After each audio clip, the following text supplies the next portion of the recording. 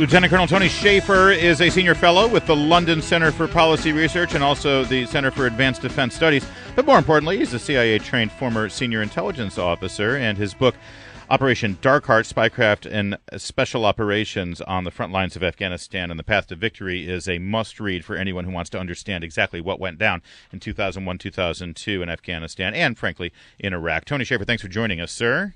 Thanks for having me. Good to be on. There's a lot to talk about with what is going on in Iraq with ISIS, Iran, but Ramadi. But I want to turn to a larger political question that we've been dealing with and wrestling with all weekend, and that is this thing now where we got to parade every Republican candidate out and have them answer yes or no, was the Iraq war a mistake? It seems like journalists are trying to score political points against George W. Bush. I guess it is legitimate to find out where a candidate stands with regard to the commitment of U.S. troops, but is it a fair question, or are we even asking the right question with regard to the mess in Iraq?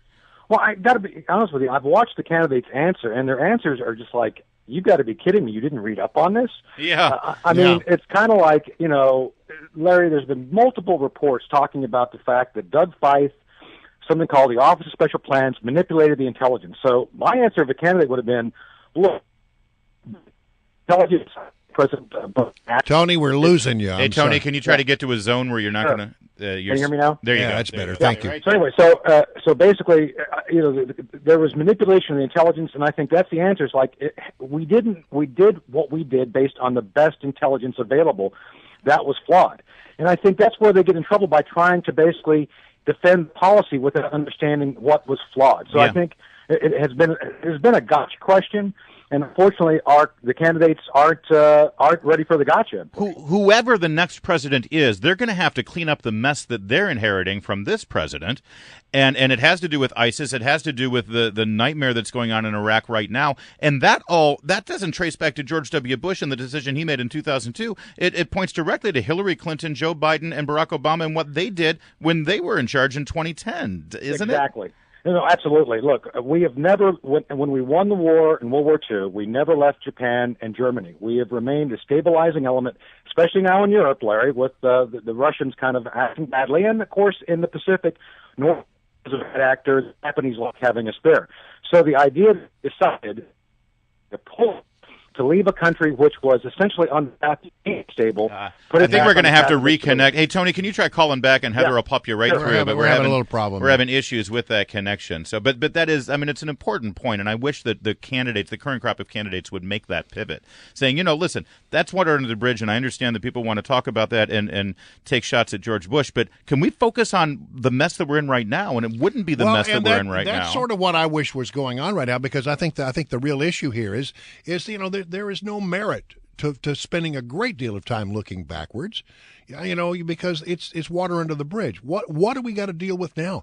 The situation on the ground, where right now in Iraq, they have lost the city of Ramadi, has been lost to ISIS. Mm-hmm. Isn't that a more compelling thing to focus on at the moment? And Tony, let's talk about Ramadi, as you just heard Brian Wilson bring up. What's the status there now? We've lost it. It's completely gone. The brigades we spent training over the past year cut and run, literally abandoning tanks, vehicles.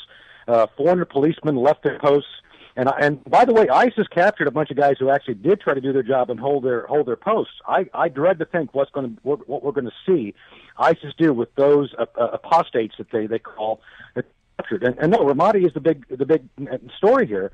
And to your point, I watched this morning to NBC, and the first story was Matt Lauer riding 250 miles from Boston to New York, not about the fact that the policy in Iraq, which we invested a lot of money in to include troops over there to train, is completely failing. It does not make sense that we're ignoring this as a key issue.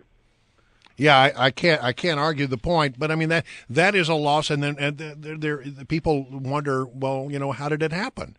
Where did it go wrong? When did we make the mistake? It wasn't, the Bush administration that decided to pull out prematurely. No, it was the Obama White House who decided politically for their election, Brian, that they were going to pull our troops out. General Austin, the current commander of Central Command, was to forces before we left, and we maintained between 20 and 50,000 troops to maintain both the ability to conduct military operations and to train, and to season the military. The Iraqi military right now is not ready for prime time. It never was. And right now you have the Sunni and Shia elements within the military fighting each other. Basically, you have Shia commanders and Sunni commanders who basically have to negotiate any action. And let me tell you, you cannot negotiate combat activity. You've got to have a leader, you got to have a mission, you got to have a plan, and you got to execute it. And if you can't do that, you're going to see the defeat you saw in Ramadi and more to come, unfortunately, unless they get their own internal structure straightened out. Tony Shaffer, we're now hearing that Iranian leaders are meeting in Baghdad to work with the Baghdad leaders to bring in some Shiite forces, those same Quds forces who basically blew limbs off of American troops when we were in Iraq. They're now coming in to work and fight with Iraq, ostensibly with U.S. trained advisors as well. How tangled is this getting now? Well, this is exactly what led to the current ability of ISIS to expand its influence rapidly. The Sunni do not trust central government, which was Maliki before, Prime Minister Maliki, and now the current guy, Abadi. Abadi is being influenced by the Iranians, and of course now, Larry, as you mentioned, moving these Shia militia, which are really essentially Iranian Quds force in disguise, into fight ISIS will only exacerbate the problem by the fact that the Sunni population in the region now in contention in Al-Anbar will further basically either take sides with ISIS or not a recipe for success. They want to bring expeditionary forces in, bring in the Kurds who know what they're doing, and the Kurds could actually kick the butt of ISIS, and I think that would be the answer, not the Shia militia. Definitely. All right. Well, Thanks, Tony, we are having a little problem, so we're going to go ahead and cut it a little short, but thank you so much for joining us here this morning. We greatly appreciate it.